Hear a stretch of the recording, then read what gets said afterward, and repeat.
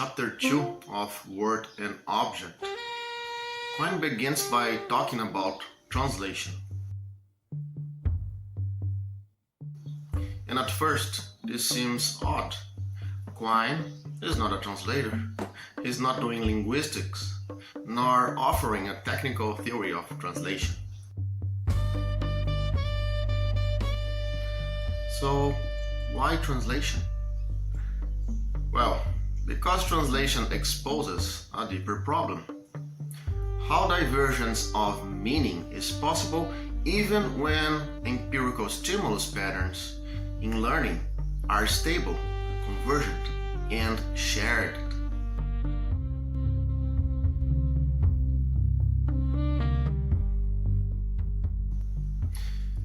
The real starting point is not translation, it is learning. Quine is interested in the fact that two subjects can be trained into virtually identical behavioral dispositions and still fail to share a determinate meaning.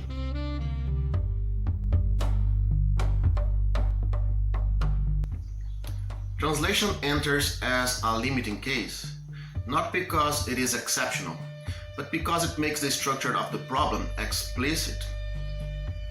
Crucially, for Quine, the activity of translation is not blind. It is not a mechanical matching of stimulus to word. Translation is possible only because the linguist operates with analytical hypotheses, background assumptions that allow practical lines of identification between expressions, sentences, and inferential roles that go beyond mere behavioral dispositions. These hypotheses are what allow the linguist to say, this counts as the same, this functions as equivalent, this is how usage holds together. But here is the radical point. These analytical hypotheses are not fixed by empirical facts.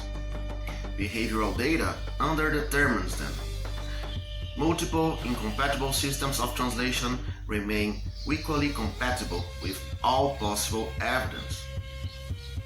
And it is precisely in this problematic field between what is empirically realized and what is analytically projected that meaning emerges as holistic, revisable, and fundamentally indeterminate.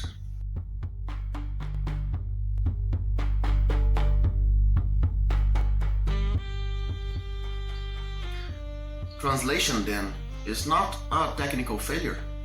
It is the philosophical site where the exchange between unrealized possibilities and factually underdetermined structures becomes visible. So again, why translation? Well, because in translation, interpretation acquires depth. The cues leading to one signal can be reversed under opaque backgrounds. The symbolic core of the operation itself remains unstable. And this is not unique to language learning. It is exactly what happens in fragile cultural communication and in pre-paradigmatic scientific discourse, where coordination precedes fixation. For the philosophy of language, translation is the closest it has ever come to a radical skeptical standpoint. Not skepticism about truth, but skepticism about determinate meaning itself.